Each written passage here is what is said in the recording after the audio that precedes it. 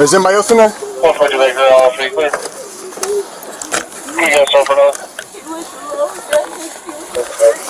He did what?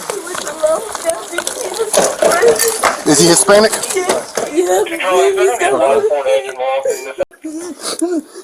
Where's the kid? Yeah, I know he's got it on his feet. And he's got it on his feet. There's no coming up as I-264. but there's no one else in here, right? No, you can just...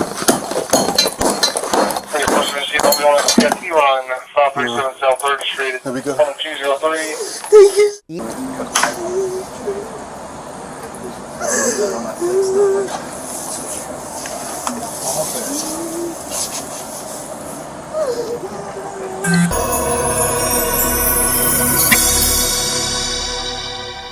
The ground floor had been sealed, every door bolted, every window screwed shut from the inside. First responders would move through the structure later and describe what they found not as a home, but as something engineered not to protect what was inside from intrusion, but to ensure that what was inside could not leave. A neighbor had called 911. That was the reason these officers were here. Someone close enough to hear what was happening inside a house they had probably walked past a dozen times without thinking twice. They heard a woman screaming from above. When officers finally reached the second-story window, they found her. A woman, chained at the neck, a padlock securing the chain, no phone, no usable exit, no way to call for help that she hadn't already made for herself with her own voice. Emergency services would eventually use hedge clippers to remove what remained of the chain from around Jonna Wilson's neck. In the 5 hours she had spent inside that house, she had done the only thing left available to her. She had kicked out a window and screamed until the outside world had no choice but to answer. This is the story of what built that moment, what constructed it, deliberately, over weeks and months, in a neighborhood where nobody knew what was happening behind the wall. Stay with me. Before the chain, before the machete, before the barricaded windows and the padlock, and the 5 hours alone inside a house built to prevent escape, Jonna Wilson was a woman living her life in Louisville, Kentucky. She was a mother. That detail matters. It is worth holding before the rest of this story begins, because one of the most insidious tactics deployed against survivors of sustained abuse, both by perpetrators and, later, by defense attorneys, is reduction. The whittling of a full human life down to its most difficult chapters, as though those chapters function as a form of consent.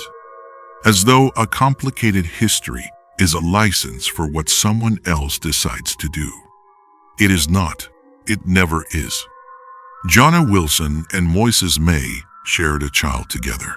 That connection, a fundamental human tie, is what linked her to a man who would spend the summer of 2023 systematically dismantling her freedom. Before we go any further, if you're someone who needs to understand why people do the things they do, you're exactly where you should be. This is the Malice Mind. Subscribe if you haven't already. Now, back to Jonna Wilson.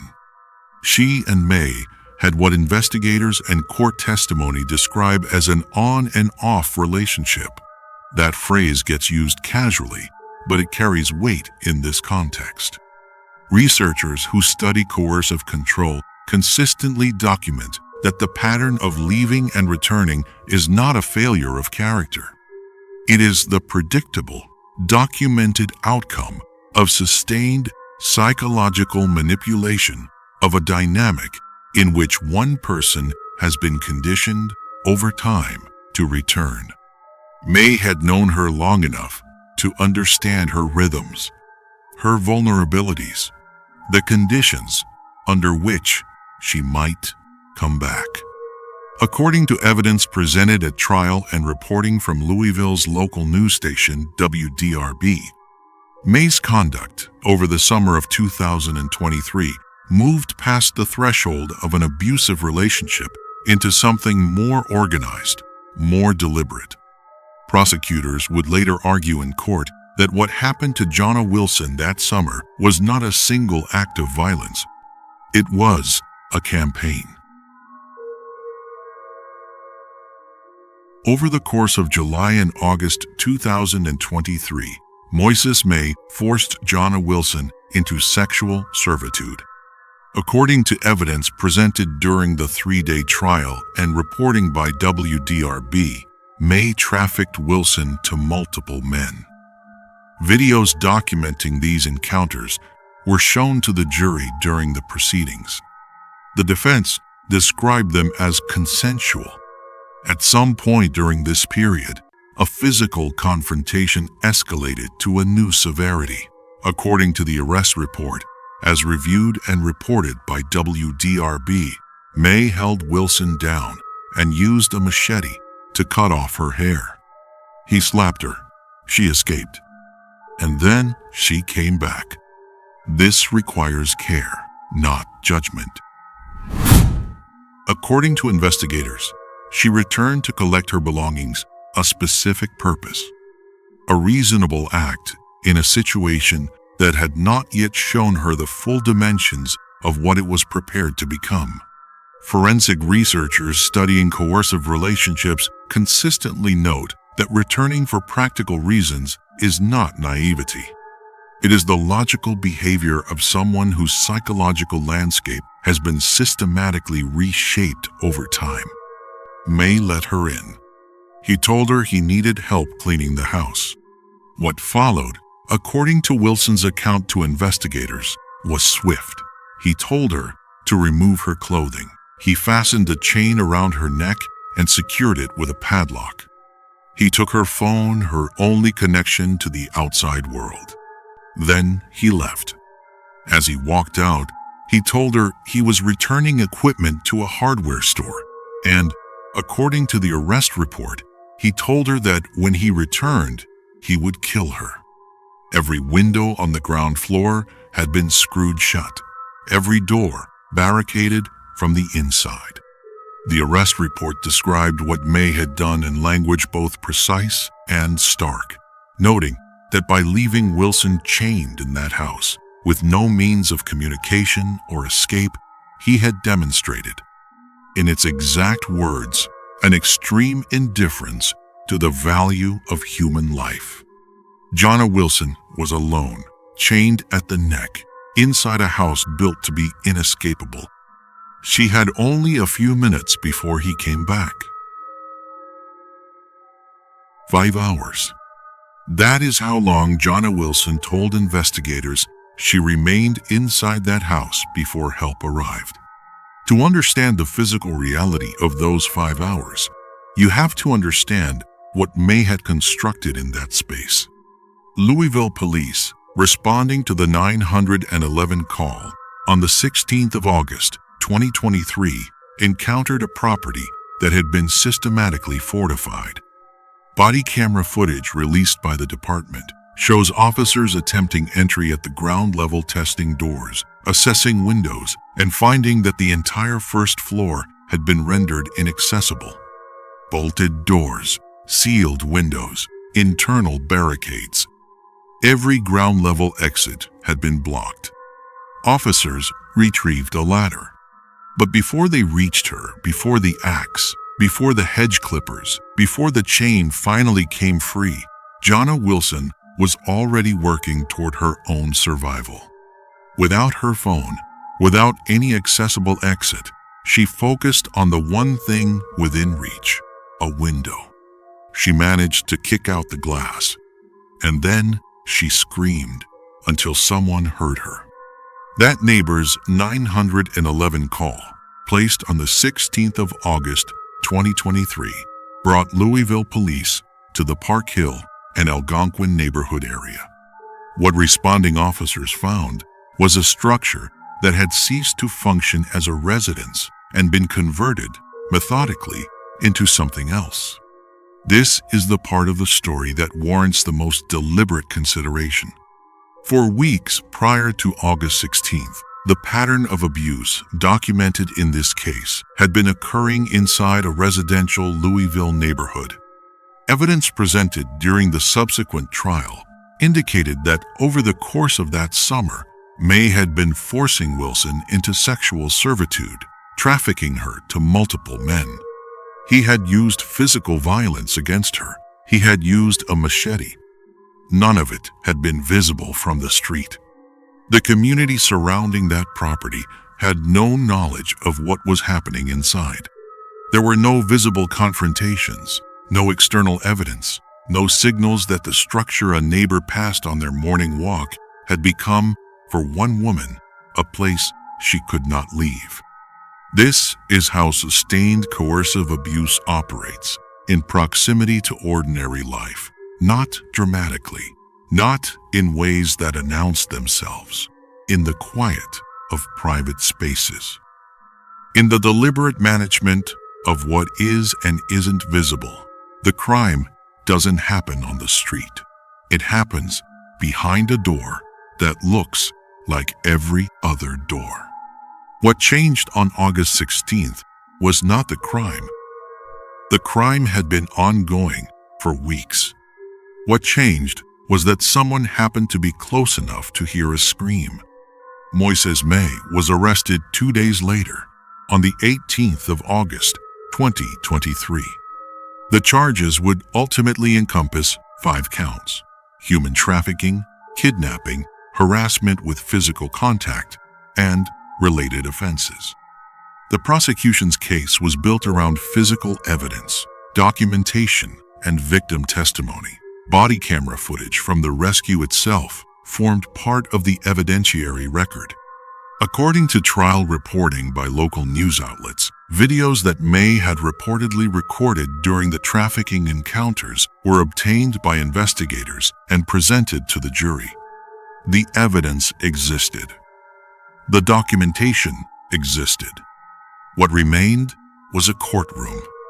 And whether a jury would believe what Jonna Wilson told them when she took the stand, and whether the weight of the evidence would hold against a defense built on the claim that she had chosen all of it. The trial lasted 3 days. Jefferson County prosecutors built their case around a convergence of evidence: body camera footage captured by Louisville police on August 16th, video documentation of the trafficking encounters, the physical condition of the property as documented by first responders, and Jonna Wilson's own testimony from the stand. The body camera footage was shown to the jury. It documented the condition in which Wilson was found, the fortification of the structure, and the process of her rescue.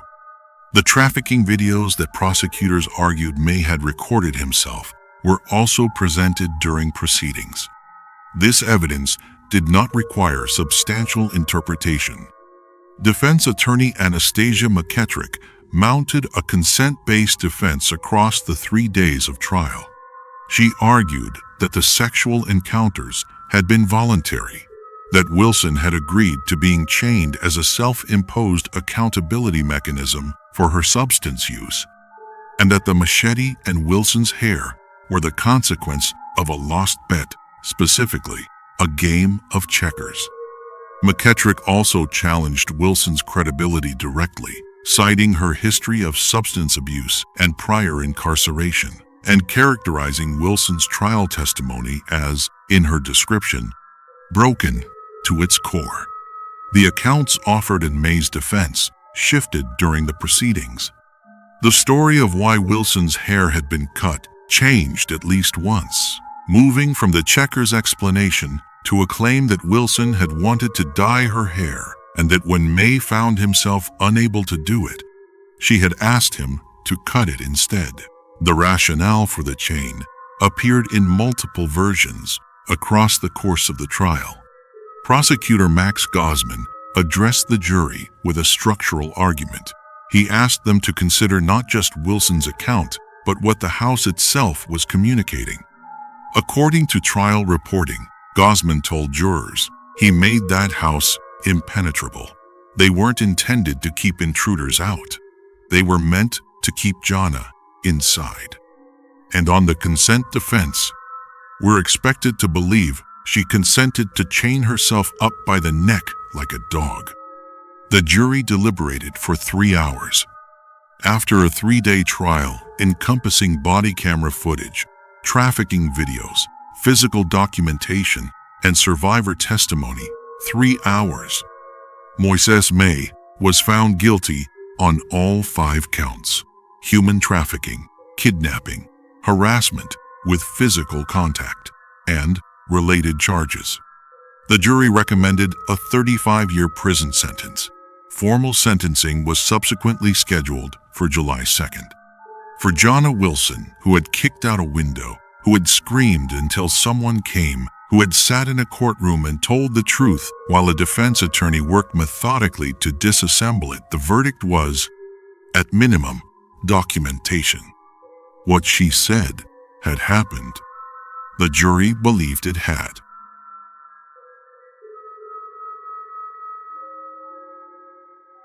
To understand how a person arrives at that endpoint, you have to look not at the most visible act, the chain, the machete, but at the scaffolding underneath.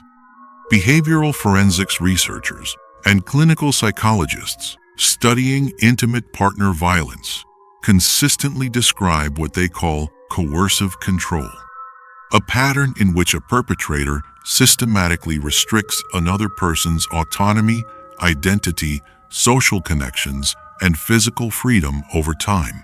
This is not simply abuse as a discrete event. It is architecture, built incrementally. One removes freedom at a time, until the structure encloses the person entirely. The relationship history between May and Wilson, cyclical, on and off, provided May with what researchers term relational leverage. Accumulated knowledge of a person's vulnerabilities, patterns, and the conditions under which they might return. That leverage, behavioral researchers note, is not incidental to coercive control. It is the foundation of it. The forced sexual servitude documented in this case represents what forensic psychologists identify as a critical escalation point, the conversion of a person into a commercial resource. It is the final collapse of any internal recognition of the victim's humanity. She is no longer a person to be controlled. She is a transaction. The machete incident warrants separate attention. The checker story, the substance abuse agreement, the versions of the chain explanation that multiplied as the trial progressed. These are consistent with what researchers describe as justification narratives, internally rehearsed explanations that, in many documented cases of long-term abuse, are not solely constructed for the courtroom. They are the story the perpetrator has told himself. When those narratives begin to conflict with each other, when one account requires a second and the second requires a third, what becomes visible is the system beneath. A perpetrator accustomed to explanation resolving problems. Forensic psychologists studying behavioral frameworks associated with the dark triad, narcissism, Machiavellianism, and subclinical psychopathy frequently identify what clinicians describe as instrumental aggression in perpetrators of sustained intimate partner violence and trafficking, coercion and control, used not in heat, but as tools. Deliberate means toward deliberate ends. It is the behavioral profile of someone who wanted it, who organized an environment to guarantee it, who, when the jury heard his explanations, gave them not a window into confusion, but into a belief system. The belief that the right story, offered with enough variation, could replace evidence.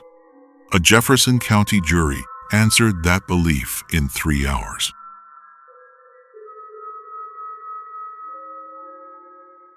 A Jefferson County jury convicted Moises May on 5 counts. The jury recommended 35 years. The question this case leaves isn't about Moises May. He has been accounted for, at least in part, by a verdict and a sentence recommendation.